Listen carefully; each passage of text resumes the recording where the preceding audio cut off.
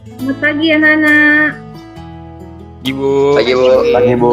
Pagi Bu. Baik, selamat bertemu dalam pelajaran geografi pada pagi hari ini. Senang bertemu kalian yang cantik dan ganteng dalam keadaan sehat. Bagaimana keadaan kalian anak-anakku? Sehat?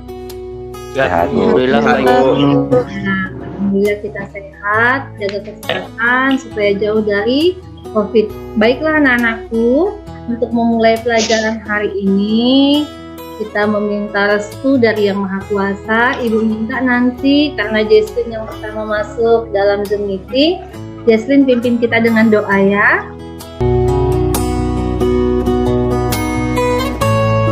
Ya Bu, teman-teman, sebelum kita memulai pembelajaran hari ini, marilah kita berdoa menurut agama dan kepercayaan kita masing-masing. Berdoa mulai.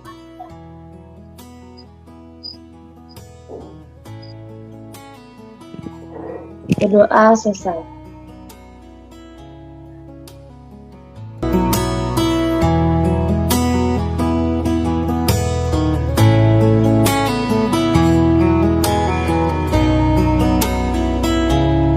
Baik anak-anakku, sebelum memulai pelajaran, Ibu akan mengabsen kalian satu persatu sebagai bukti kehadirannya. Nah, yang pertama Ibu absen Serlina, Hadir Bu. Elva, Hadir Bu. ya, Jesslyn, Hadir Bu. baik, Leonard, Hadir Bu. baik, Mikael, Hadir Bu. ya, Vincentius, Hadir Bu. Hansen, Hadir Bu. Stephen, Hadir Bu. Megan. Hadir Bu. Ya, anak-anakku sudah hadir semua pada pertemuan pagi hari ini.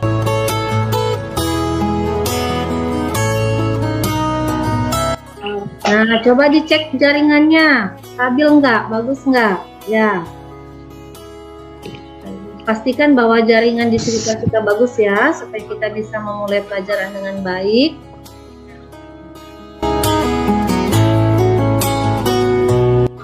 Nah, anak-anakku, pada pagi hari ini kita akan mulai pelajaran. Ibu harap kalian belajar dengan semangat, penuh antusias, disiplin, dan bertanggung jawab. Sebelum kita mulai pelajaran, Ibu mau nanya sama Stephen. Stephen tahu sumber daya kelautan apa aja yang ada di Indonesia? Seperti ikan itu ya, Bu? Ya, seperti ikan.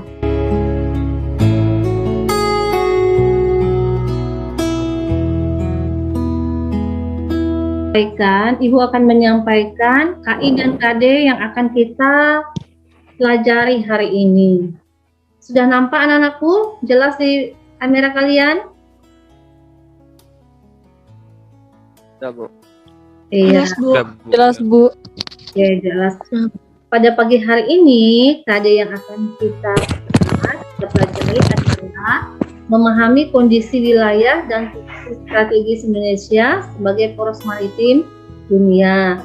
Untuk 4.1 atau poin keterampilan yang harus kita capai adalah menyajikan contoh hasil penalaran tentang posisi strategis wilayah Indonesia sebagai poros maritim dunia dalam bentuk peta, tabel, atau grafik.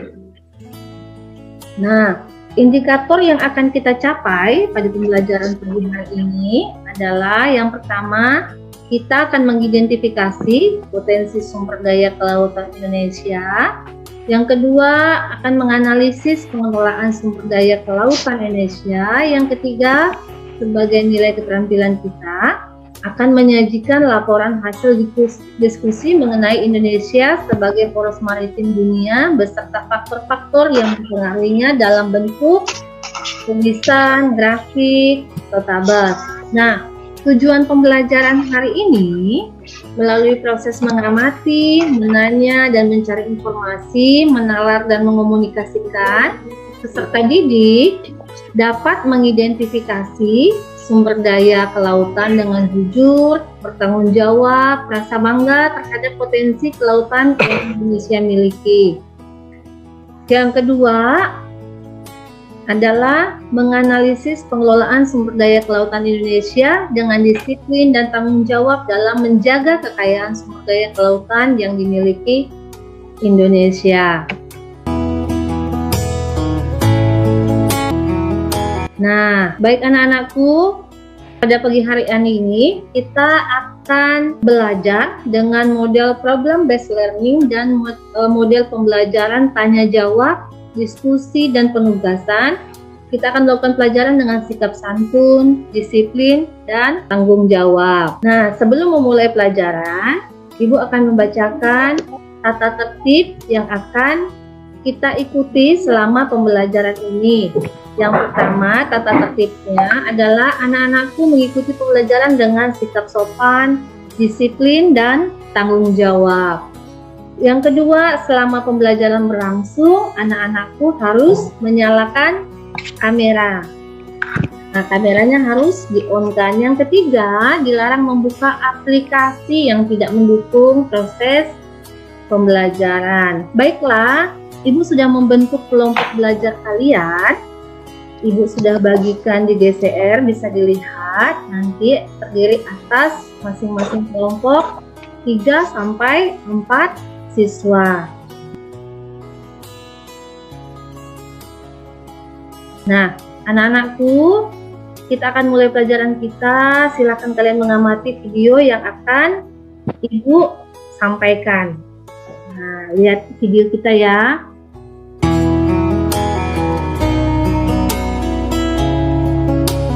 Silakan diamati, nanti setelah dari pengamatan mungkin anak-anakku akan ada yang ditanyakan. Ada nampak video, Nak?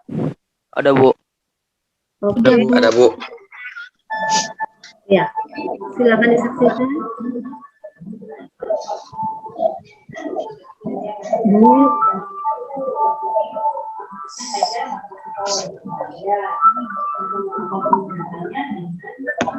Marine Mega Biodiversity,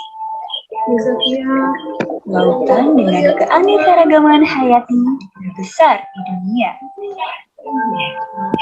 Tempat di mana Samudra Hindia dan Samudra Pasifik bertemu. Lautan yang penuh dengan kehidupan, mulai dari yang kecil tak terlihat hingga yang berukuran raksasa.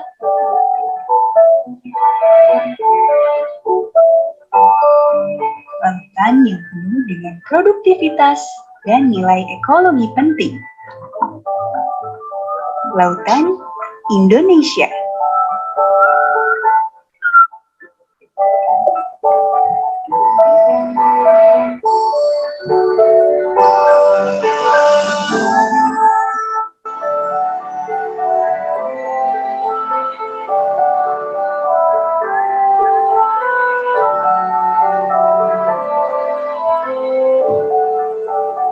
Perairan Laut Indonesia memiliki luas sekitar 5,8 juta kilometer persegi. Di dalam lautan Indonesia inilah bisa kita temukan beragam jenis lingkungan laut yang unik dan tak terhitung jumlahnya.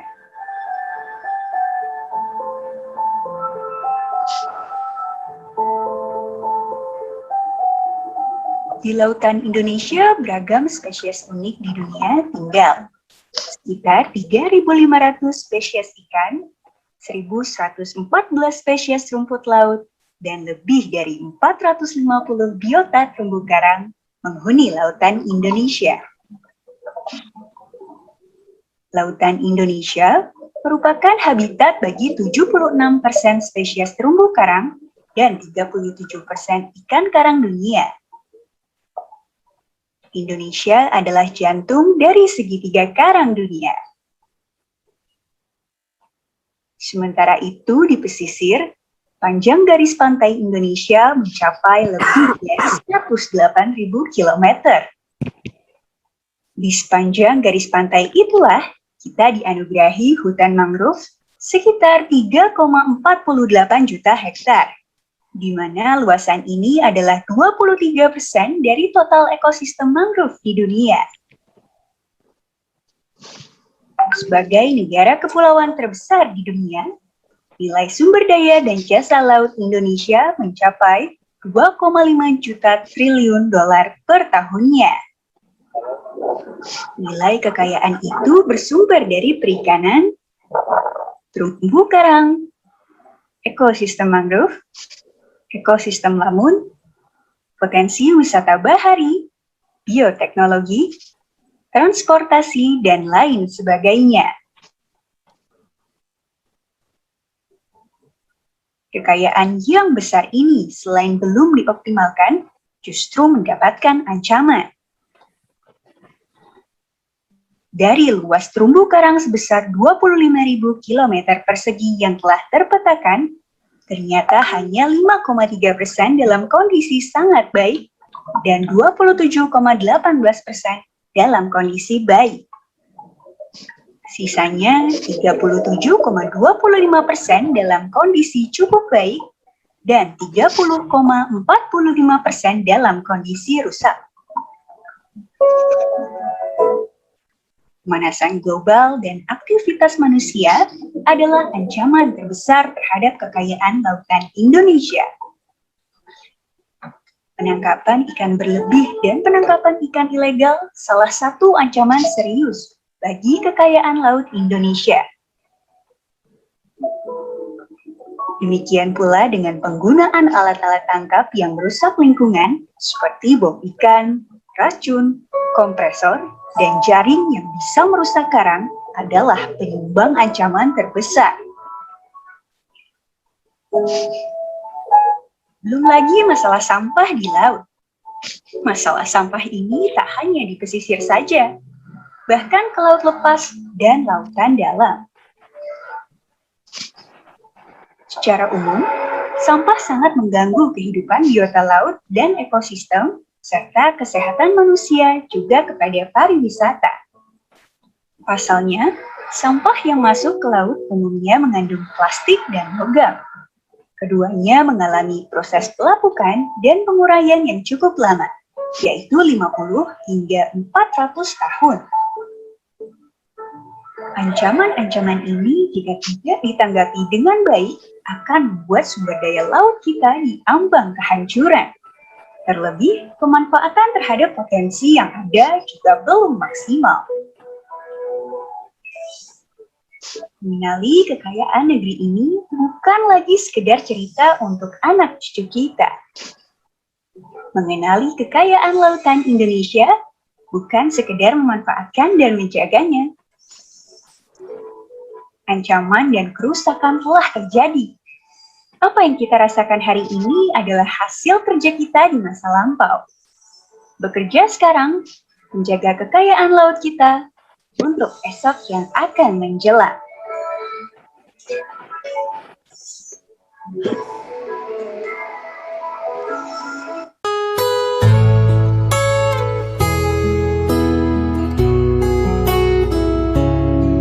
Baik anak-anakku, kita sudah menyaksikan tadi video tentang potensi yang ada di Indonesia. Nah, dari video yang kalian saksikan, mungkin ada yang mau bertanya, silahkan. Evelyn, silahkan nak. Mengapa Indonesia memiliki potensi sumber daya laut yang melimpah dan memiliki hasil laut lebih banyak seperti karang dan ikan dari negara lain? Ya, baik sekali pertanyaan dari Evelyn. Nah, ada yang mau mencoba menjawab pertanyaan Evelyn? Bu. Iya, silakan nak. Karena negara Indonesia adalah negara kepulauan, jadi dia tuh beriklim tropis. Jadi tidak ada suhu dingin yang akan merusak karang dan berada pada fenomena strategis tempat suhu air laut yang meningkat akibat lamanya penyinaran matahari, sehingga potensi ikan dan alga berkapur lebih banyak dibandingkan negara lain. Wah, baik sekali jawaban dari Stephen Stanley. Terima kasih, Stephen. Masih semangat anak-anak? Ya, jaringannya masih bagus kan? Nah, silahkan. Pertanyaan kedua. Leonard, silakan. Bagaimana cara menjaga agar potensi kelautan yang dimiliki Indonesia tetap terjaga kelestariannya? Iya, bagus pertanyaan dari Leonard. Ada yang coba menjawab lagi? Silakan. Iya, Megan, silakan. Cara menjaganya itu bisa dengan cara melarang penggunaan bom ikan, racun, dan bukan harimau saat menangkap ikan atau makhluk lainnya di dalam laut. Yang kedua, memberikan sanksi yang tegas pada pelaku perburuan liar. Yang ketiga, melindungi populasi hewan-hewan laut yang terancam punah seperti paus, hiu, dan penyu laut. Yang keempat, melarang kegiatan-kegiatan yang dapat merusak terumbu karang seperti pengambilan karang secara liar dan tidak terkontrol. Yang kelima, melarang adanya penangkapan ikan oleh warga asing di perairan Indonesia. Iya, terima kasih Megan untuk jawabannya, luar biasa. Nah, anak-anakku, tadi sudah ada pertanyaan dan sudah ada teman kalian yang menjawab. Kita akan menyaksikan permasalahan yang terjadi di Indonesia. Nah, silakan saksikan video ini.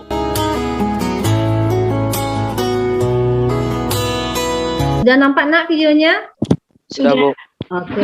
Badan Keamanan Laut Bakamla menangkap kapal pencuri ikan dari Malaysia dan Filipina di perairan Natuna dan Sulawesi.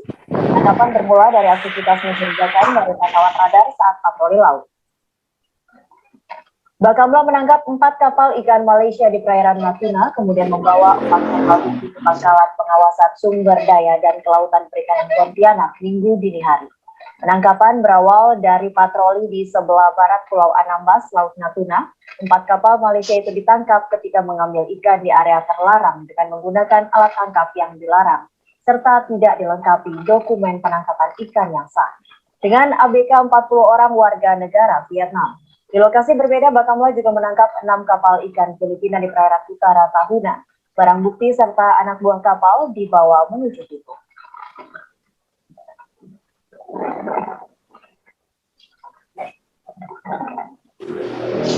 Baik anak-anakku, kita sudah menyaksikan video permasalahan yang ada di Indonesia, yaitu pencurian ikan. Nah, tadi sudah dijawab oleh Megan sebenarnya mengapa banyak pencurian. Nah, rumusan masalah kita pada pagi hari ini adalah mengapa masih banyak negara asing yang mengambil sumber daya laut di Indonesia. Sebelumnya, Ibu akan menyampaikan materi. Nah, sudah nampak PowerPoint-nya? Sudah, Bu. Oke, sudah, Bu. Sudah, Bu. Ya, ada gambar apa di sana, Evelyn? Ikan. Iya, artinya sinyal di tempat Evelyn sudah bagus. Nah, Indonesia kaya akan potensi ikan dan terumbu karang seperti yang disampaikan video tadi. Ini adalah contoh para nelayan kita yang memiliki hasil laut yang melimpah. Nah, yang pertama, sumber daya perikanan kita, potensi yang dimiliki Indonesia itu terdiri atas 2, perikanan tangkap dan perikanan budidaya. Kalau perikanan tangkap ini adalah perikanan yang memang ditangkap di lautan, sedangkan perikanan budidaya adalah perikanan yang dibudidayakan. Nah, iya betul. Kelompok penangkapan ikan ini dibagi ada 2. Yang pertama adalah kelompok ikan pelagis atau ikan yang hidup di permukaan laut. Yang kedua adalah ikan demersal atau ikan yang hidupnya di dasar laut. Nah, pengelolaan untuk kelompok penangkapan ikan sudah dilihat ya nak. Pengelolaan sumber daya kelautan ini adalah salah satunya dengan menjaga keseimbangan produksi dan kelestarian sumber daya. Nah, kita lihat ini adalah contohnya perikanan tangkap pada gambar, dan di gambar yang kedua adalah perikanan budidaya. Ini juga di laut. Nah, ini adalah kelompok ikan pelagis. Nah, ini adalah kelompok ikan demersal. Yang berikutnya kita perhatikan bahwa perikanan di Indonesia itu paling banyak, peringkat nomor 1 di dunia itu adalah rumput laut. Yang kedua adalah udang. Yang berikutnya, potensi yang dimiliki Indonesia adalah energi kelautan. Yang pertama, energi gelombang laut. Yang kedua adalah energi pasang surut. Yang ketiga, energi panas laut. Nah, pengelolaannya itu Untuk mengelola energi tadi ke lautan, itu dapat memanfaatkan energi gelombang baru pada tahap penelitian yang dilakukan oleh Pusat Penelitian dan Pengembangan Geologi Kelautan P3GL. Nah, ini kita perhatikan, ini adalah tadi gelombang laut, wave energi, ini adalah tidal energi. Nah, ini adalah penggunaan energi panas laut. Potensi yang berikutnya adalah sumber daya minyak dan gas bumi. Nah, minyak dan gas bumi kita menjadi sumber devisa, sumber energi, dan bahan bakar yang diekspor. Pengelolaannya itu bisa dilakukan dengan penerapan Undang-Undang 1945, lalu penguasaan sumber daya alam migas di Indonesia berdasarkan pasal 33 ayat 2 dan 3. Kita perhatikan pada gambar, ini adalah pengelolaan migas yang ada di lautan. Yang berikutnya adalah potensi yang dimiliki Indonesia adalah wisata bahari. Nah, kegiatan wisata bahari ini seperti kegiatan rekreasi, lalu marina, kapal pesiar, olahraga air, taman laut. Pengelolaannya itu dengan menetapkan sabta pesona. Nah, sabta pesona ini seperti suasana yang aman, tertib, bersih, sejuk, indah, ramah taman, dan penuh kenangan. Ini adalah contoh dari wisata bahari, rekreasi perahu, olahraga laut, taman laut. Nah, ini contoh adalah kapal pesiar. Baik anak-anakku, kita akan melakukan diskusi kelompok sesuai dengan kelompok kalian. Nah, permasalahan kita ada pada LKPD yang telah Ibu bagikan sebelumnya bersama dengan materi ajar. Nanti kita akan masuk setelah kalian melakukan diskusi kelompok 30 menit kemudian. Sampai ketemu 30 menit kemudian ya anak-anakku, silakan melakukan diskusi kelompok dengan disiplin dan tanggung jawab.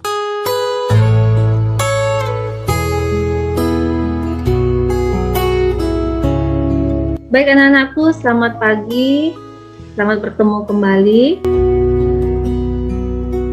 Baik, silakan kelompok Michael untuk melakukan presentasi hasil diskusi kelompoknya. Silakan Michael. Baik, yang pertama adalah potensi apa saja yang dapat dilakukan pada gambar. Yang pertama, potensi budaya perikanan, yaitu usaha pemeliharaan dan pengembangbiakan ikan atau organisme air lainnya. Seperti contohnya yang pertama, sumber makanan manusia dan spesies laut. Yang kedua, menjadi sumber pendapatan. Yang ketiga, mengatasi masalah sampah. Yang keempat, menjadi objek wisata budaya. Yang kedua, berdasarkan materi yang telah dipelajari, mengapa masih banyak negara asing yang mengambil sumber daya laut Indonesia? Yang pertama, merosotnya stok sumber daya ikan di sejumlah negara tetangga seperti Malaysia, Thailand, Vietnam, dan Filipina.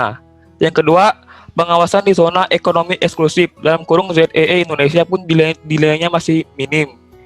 Yang ketiga, bagaimana pengelolaan yang tepat dalam menjaga potensi sumber daya laut Indonesia? Yang pertama, pembangunan berkelanjutan. Contohnya, pengelolaan potensi sumber daya laut perlu diarahkan untuk mencapai tujuan pendayagunaan potensi untuk meningkatkan kontribusi terhadap pembangunan ekonomi nasional dan kesejahteraan pelaku pembangunan kelautan khususnya, serta untuk tetap menjaga kelestarian sumber daya kelautan, khususnya sumber daya pulih dan kelestarian lingkungan. Yang kedua, pengelolaan berbasis masyarakat. Contohnya, pengelolaan sumber daya kelautan yang dilakukan untuk mencapai kesejahteraan bersama, sehingga orientasinya adalah pada kebutuhan dan kepentingan masyarakat, sehingga tidak hanya menjadi objek, melainkan subjek pengelolaan. Yang ketiga, pengelolaan berbasis teknologi. Contohnya, penggunaan teknologi informasi berbasis radio atau dinamakan Monitoring, Control, and Surveillance dalam kurung MCS. Teknologi ini diharapkan memberikan kontribusi atau pengawasan wilayah laut. Terima kasih. Ya, baik anak-anakku, kelompok Michael sudah melakukan presentasi, diskusi. Baik sekali, bagus sekali dari presentasi kelompok ini. Telah kita saksikan bahwa pada gambar, potensi yang dimiliki gambar salah satunya adalah budidaya perikanan. Nah, mengapa pencurian masih banyak dilakukan di Indonesia? Karena beberapa hasil kelautan negara tetangga itu mengalami pengurangan. Yang kedua adalah pengawasan di zona Z kita, zona ekonomi eksklusif kita itu minim karena wilayah laut Indonesia sangat luas. Terima kasih untuk hasil diskusi kelompok Michael. Baik anak-anakku, sebelum berakhir, ada yang mau menyimpulkan materi pembelajaran kita hari ini? Saya, Bu. Ya, silakan Hansen. Oke, terima kasih atas kesempatannya. Jadi berdasarkan materi yang sudah disampaikan tadi, saya jadi memiliki sebuah kesimpulan berdasarkan materi yang tadi, yaitu bahwa Indonesia sebenarnya memiliki potensi sumber daya kelautan yang melimpah seperti perikanan, energi kelautan, sumber daya minyak dan gas bumi, wisata bahari, industri maritim, dan juga jasa angkutan kelautannya. Dan juga ada pula pengelolaan sumber daya kelautan Indonesia, yaitu yang pertama, sumber daya perikanan Indonesia yang dikelola dengan menjaga keseimbangan produksi dan kelestarian sumber dayanya. Yang kedua, pengelolaan potensi laut dan pesisir bisa dilakukan dengan berbasis masyarakat. Yang ketiga, menambah pengawasan dan juga pengendalian terhadap sumber daya yang ada di laut. Yang keempat, meningkatkan konservasi laut dan juga pengendalian terhadap sumber daya yang ada di laut. Yang kelima, menjaga laut dan pesisir dari pencemaran. Dan yang keenam, yaitu adalah menggunakan peran aktif masyarakat untuk bersama-sama menjaga ekosistem laut dan pesisir. Sekian dari saya, terima kasih.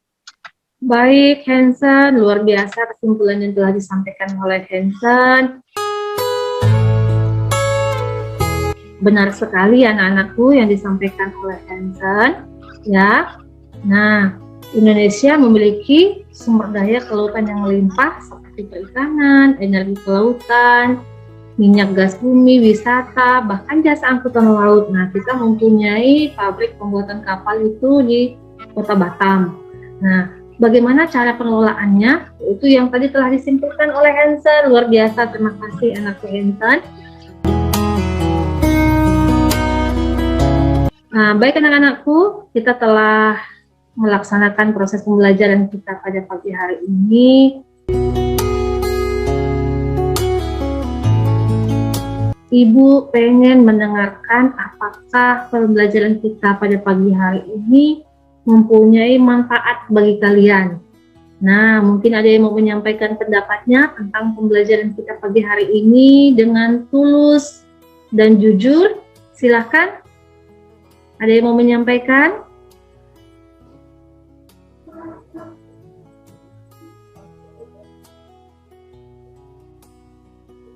Saya, Bu. Ya, silakan Jessie. Menurut saya pembelajaran tadi cukup mudah dimengerti dan dipahami, karena menggunakan bahasa sehari-hari dan media yang digunakan sangat efektif dan efisien. Sekian, terima kasih.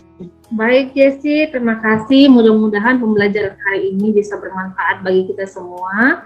Anak-anakku jadi mengetahui potensi-potensi yang dimiliki oleh Indonesia, dan kita akan mengetahui pengelolaan yang tepat dalam mengelola potensi Indonesia. Ibu telah memberikan tugas untuk menambah pengetahuan kita tentang kelautan, potensi dan pengelolaan kelautan Indonesia.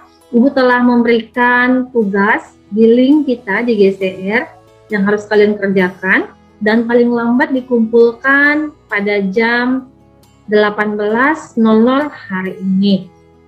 Kita akan bertemu pada pertemuan berikutnya dengan materi posisi strategis Indonesia sebagai poros maritim dunia. Anak-anakku bisa mencari literasi melalui web, buku, dan internet. Jadi supaya pertemuan berikutnya kita sudah siap. Nah, selalu jaga kesehatan. Di masa pandemi ini, kalian tetap stay di rumah, jangan keluar jika tidak penting. Pakai masker, cuci tangan, dan jaga jarak. Pastikan bahwa tubuh kalian mempunyai asupan nutrisi yang baik dan sehat agar kita bisa melaksanakan pembelajaran di awal semester ini. Baik, kita akhiri dengan doa. Ibu minta Elva untuk mengakhiri kita dengan doa. Silakan Elva.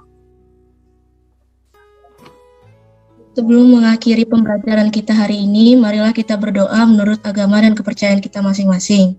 Berdoa mulai.